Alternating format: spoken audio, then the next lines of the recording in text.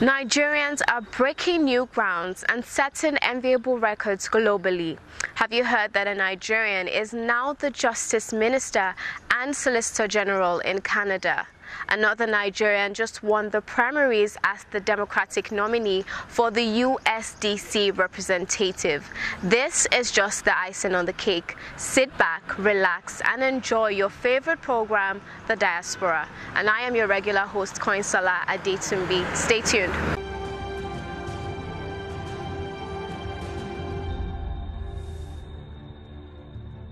Oversight is the constitutional mandate of the third arm of government to exercise on the executive.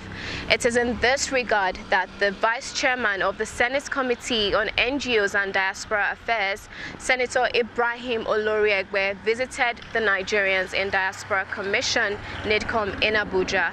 Enjoy the conversation.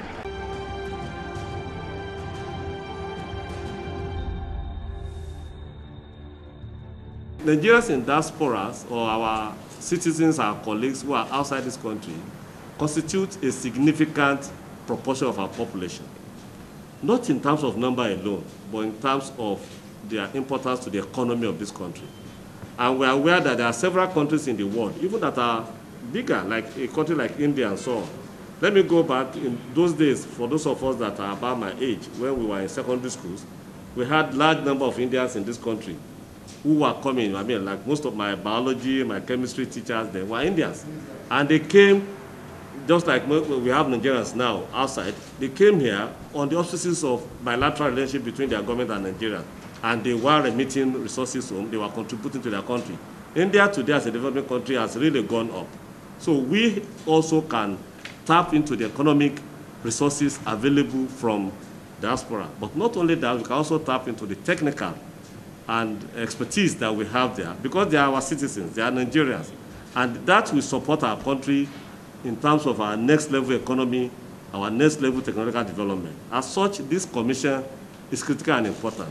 If you look at the resources available to this commission, vis-a-vis the activity it has to do, vis-a-vis its contribution to Nigeria economy, to Nigeria technological development, and Nigeria security, because there's a relationship between what the diasporans are doing and the security of these countries. Why do I say this? The resources they contribute will help us to be able to find security. The technology they will bring in, they are also well placed with the various countries where they are, which could be assistance if we exploit well, in terms of our being able to receive necessary assistance to confront the current security we have. The other one we have to do when I talk about security is that as a developing country is facing some challenges, we have a lot of our citizens who go through illegal means to be able to relocate themselves. And this constitutes not only an embarrassment, but constitutes security concern to us. And that's why these commissions will need to be empowered. As National Assembly, therefore, through our visit, when we listen to the commissions about its activity and so on, we'll be able to see, before the 2021 budget is finalized, what recommendation we'll make to both the Finance and Appropriation Committee that will help to strengthen its activity. And people just appreciate the volume of work that you have to do. Because, like Nigerians at home here, I think Nigerians outside the country are much more helpless in critical situations like this. And I can imagine what you go through when you find such helplessness and you cannot help. So I appreciate you and assure you that in whatever area that I can contribute as a committee member, I will do to ensure that you have a good outing and that Nigerians outside and at home feel the impact of your activities. This is our 1 year in office and we're grateful for all we've been able to do. And we have a structure of 5 departments and 5 units, and I must say with pride and joy that the Diaspora Commission has some of the most effective, most hardworking, most dedicated staff anywhere in this country. And like you said, despite no resources, we work very hard. We are hopefully expecting the diaspora policy very soon. We've sent it to the Ministry of Foreign Affairs for presentation to FEC. So maybe with your putting in a word or two, it's important to speed it up, because it's a policy that has been on for 3 years. funded by EU, IOM, because it's important to have a national diaspora policy that will guide all diaspora engagements in Nigeria. Of course, we were with us at the Diaspora Day celebration, which was very, very successful. Had almost 7,000 to 8,000 participants world over, and we're doing a lot with the outcome of that Diaspora Day celebration. But it's not just going to be a talk shop. We want to make sure that we implement whatever we came out with. We signed an MOU with a private sector body, the Nigerian Diaspora Summit Initiative. So we'll be working with them to organize the Nigerian Diaspora Investment Summit. We've done it twice. So we thought we should institutionalize it. So it's properly registered now, and the next summit will be in November. We also had, as an outfit of the investment summit, the Nigeria-Saudi Arabia Investment Summit, which we are also holding this year. For the first time, we had that summit in Nigeria, and it was amazing. Nigerians in Saudi, some had never been to Nigeria, but they came for that investment summit. And it was like, well, we'll be coming home. So from that, they said they want it annually, and then we'll be doing it annually. And we have a lot of Nigerians in Saudi willing to invest in Nigeria, and they are all very successful and very rich. So that, again, we'll be holding this year. One of our programs is what we call the Badagry Door of Return Ceremony. Because of COVID, we may not hold again this year, but we may do a virtual event where we encourage our brothers and sisters taken away as slaves who come back home to walk through the path of that journey in Badagry. And then they went as slaves, but we see them as kings and queens. It's a very emotional ceremony. And this year we had almost about 100 saying they wanted to come, but COVID, but we'll do a virtual event with them because they still want to have a conversation around that. I'm also happy to inform you that as of today, we have 27 diaspora state focal persons. Plateau just joined, the governor called to give us his person, because we think diaspora should move to the sub-national level, not just so.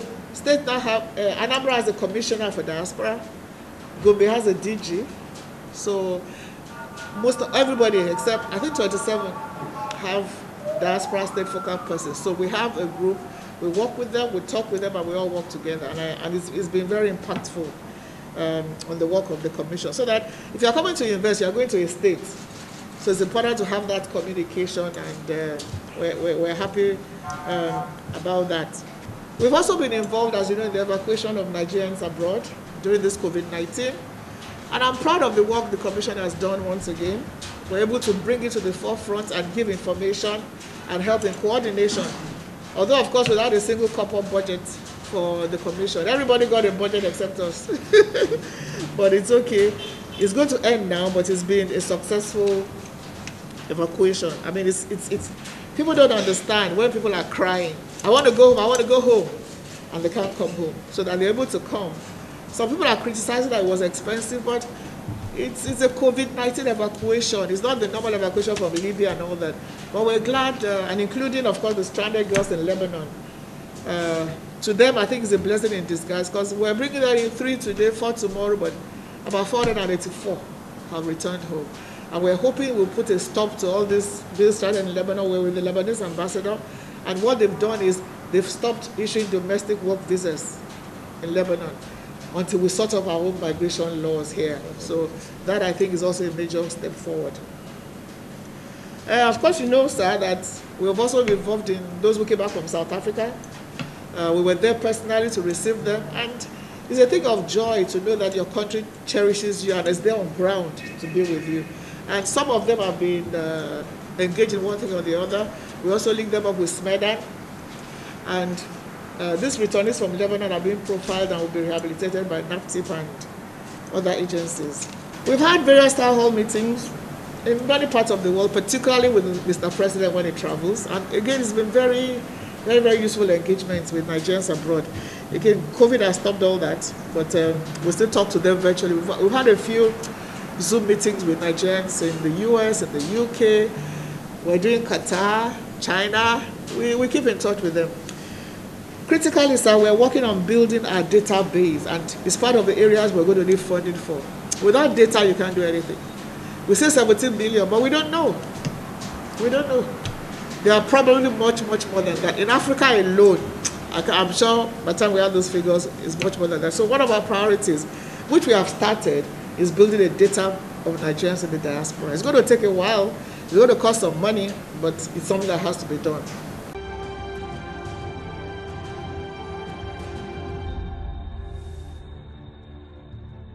Nigerians in the diaspora are indeed a great asset. Now we move on to a heartbreaking and indeed soul-moving story. It is all about Ibrahim Khalil Bello, a third-year civil engineering student of the Girin American University in Turkish Republic of Northern Cyprus. He was allegedly murdered, but reports say he died of mysterious circumstances. The family of late Ibrahim Khalil Bello came calling on the chairman CEO Nigerians in Diaspora Commission, NIDCOM, demanding that justice must be done for the sudden and inexplicable death of the 25-year-old Khalil. Please take a listen to the heart-rendering conversation. On that Friday, because he was killed on the Friday night, on that Friday afternoon, he called me with a friend's number, and we spent over an hour on the phone with him. Then I told him I was going to return that night. My flight was to Nigeria was from 10 in the evening from UK. So on that Saturday, they had spread the news all over the media that this child committed suicide, that he fell from a 7-story building. So when these two boys, one of them is from Kaduna, that boy that called my eldest son is from Bauchi. When they came to pick me up, I asked them, I said, what happened? How can you be here? Something like this will happen to Khalil. They now said, truly, that when they heard of the news, they rushed. They said, when they heard that they are saying Khalil committed suicide, they rushed. They said, not the Khalil they knew. That Khalil, even trekking from this point to that point, even to walk, he will say, no, we will have to enter the bus.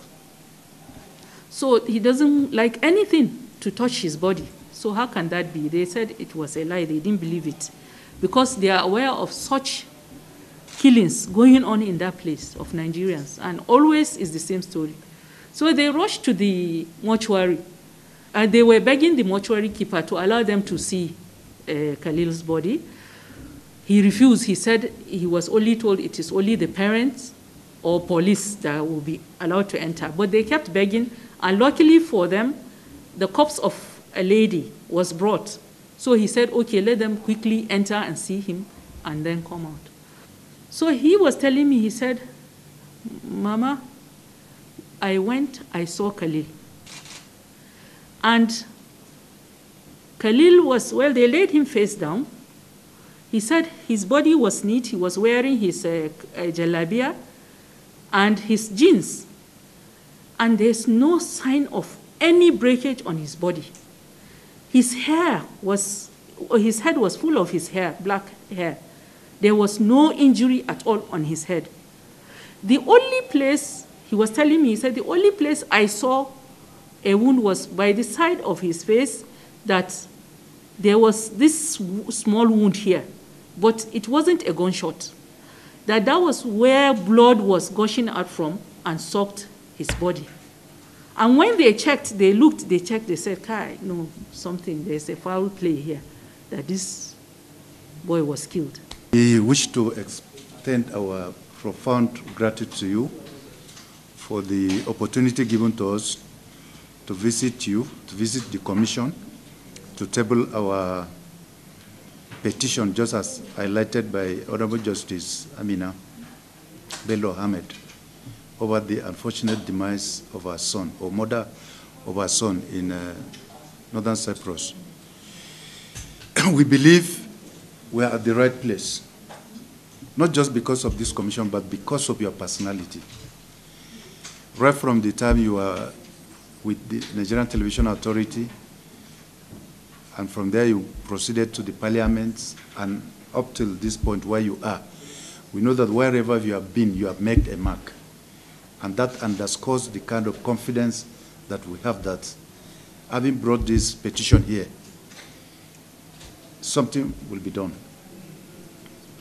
We know that our boy has been killed. The child has been killed.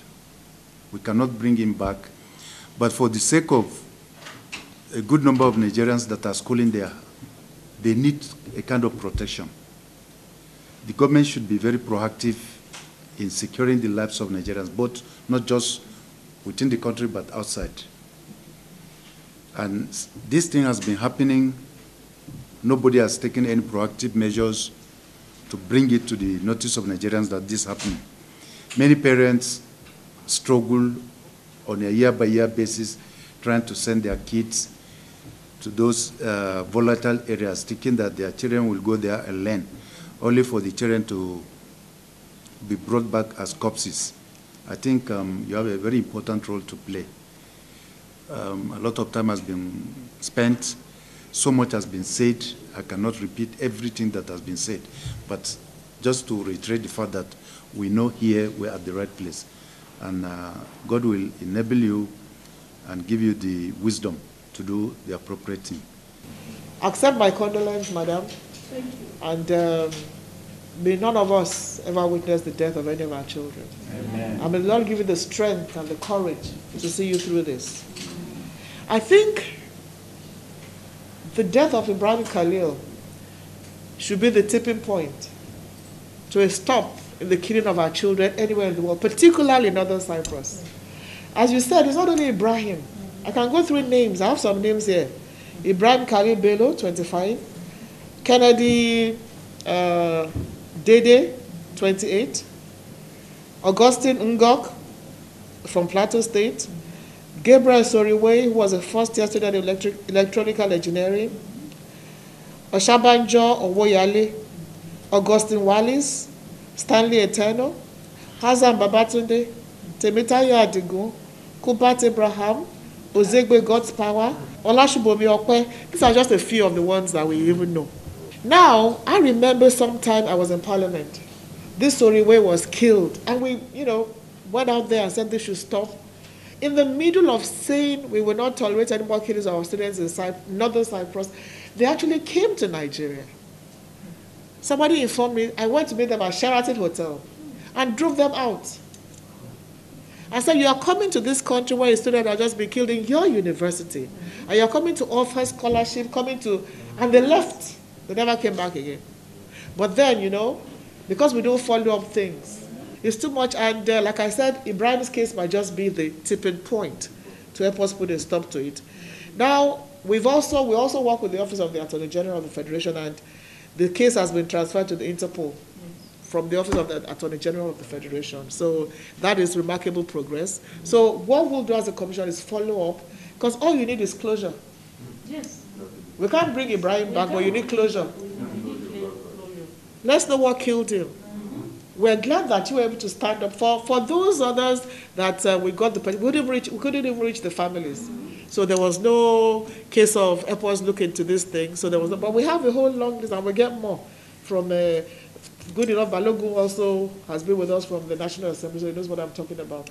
So accept our condolence, and these are the facts of the matter.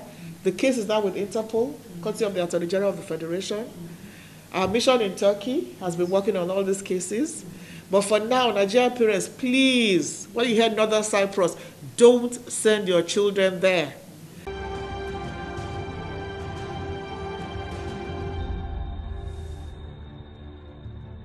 So sad. We hope that justice is served. Still speaking on the ill treatment some of our citizens endure abroad, I'll now leave you with a video of Honorable Abike Dabiri Arewa at a webinar with Raula Segir as well as other panelists as she discusses the ordeal our girls who were evacuated from Lebanon endured. We're bringing back our girls.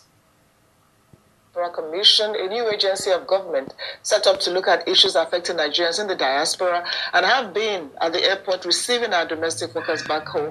So I'm glad to be part of this conversation.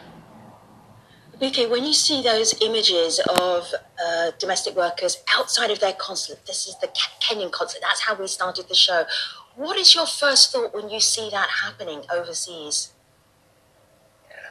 Well, we had a video of Nigerians who, put out a statement out there that they were in a terrible condition, they wanted to come back home. For a lot of people, it's about the video. For me, it's about these guys calling me saying, help us, we want to get out of here. And what we did before the bomb blast, before even Corona, we had been bringing back our girls. And we had the support of the Lebanese government. As I speak with you today, we brought back almost 600 girls from Lebanon. So for me, when I saw those girls, I saw broken girls. When you see them at the airport, talking to them, they were broken, they were shattered. And what we need to do as women, as a community, as a society is, now that they're back, how do we get their lives back? How do we give them hope of a better tomorrow? Now, prior to even the Lebanon girls, we had received a lot of people from Libya who had been trapped in Libya. Based on our president's instructions, we got them all back home. And even these girls, what we did with them, what can you do when you get back? What job can you do?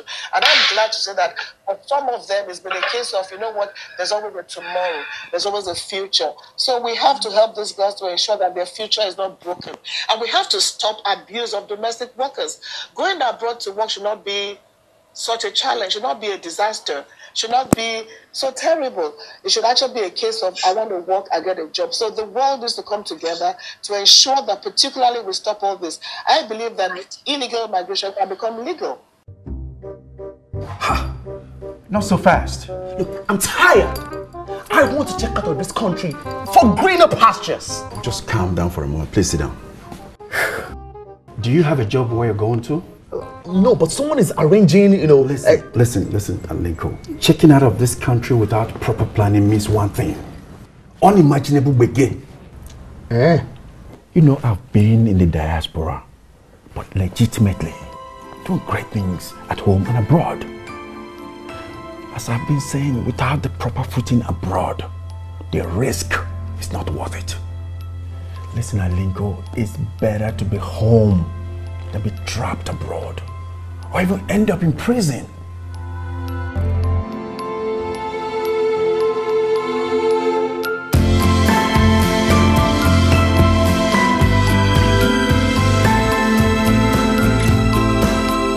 Kudos to our ebullient chairman and CEO. And now on to our biggest story so far. It might interest you to know that last year we featured KC Madu on the show when he broke the record by becoming the first African-born to become a provincial minister in Canada.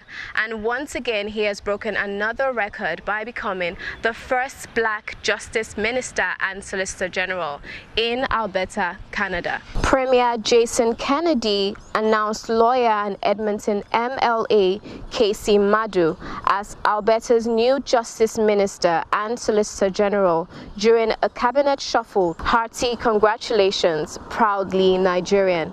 We wish him success in his new role. That is not all.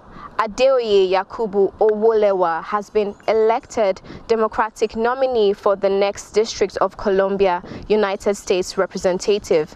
If he finally wins, he will become the first Nigerian congressman in U.S. history. Keep soaring, folks.